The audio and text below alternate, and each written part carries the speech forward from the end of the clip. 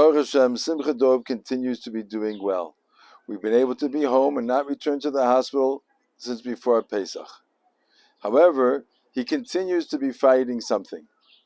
Simcha Dov continues to get a fever every night between the hours of 6 and 10 o'clock at night, but then it goes away with medicine and doesn't come back until the next night. We've done a number of cultures and tests, and it's become clear that he still has a bacterial. The doctors, however, did not want to treat it with another round of antibiotics because it's clear that this bacteria is already becoming resistant to the antibiotics. And therefore, they advise us just to monitor him and to make sure that it's not spreading or getting worse. This was causing us a lot of anxiety and concern. We know there's a bacteria there. It's still causing him to have a fever. How is it that we just ignore it or monitor it but not actually treat it? And the doctors have tried to make us feel comfortable with it until I finally realized that there is a treatment that is going on, and that's Dov's natural antibodies, his natural body's resistance to be able to fight it off. The way Hashem created every person is to have a natural immune system. So it's not that we're not treating it, it's just that we're relying on his natural immune system to be able to fight it off. And Baruch Hashem, he continues to be able to prevent it from growing and getting any worse. And for that, we are tremendously grateful. This insight, or this occurrence, had led me to the following insight.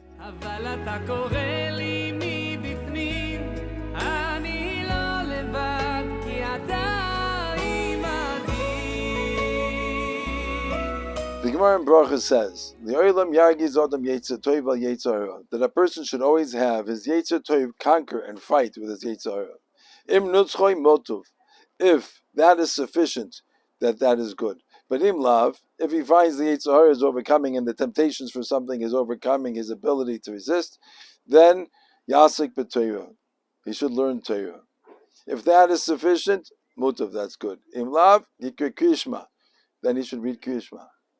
And the Gemara concludes, if that works, great. But if not, there's one final tier, and that is Yizkar Yom HaMisa. He should remember the day of death, and that will put him in the proper perspective that he will for sure be able to conquer his Yetzer Hara.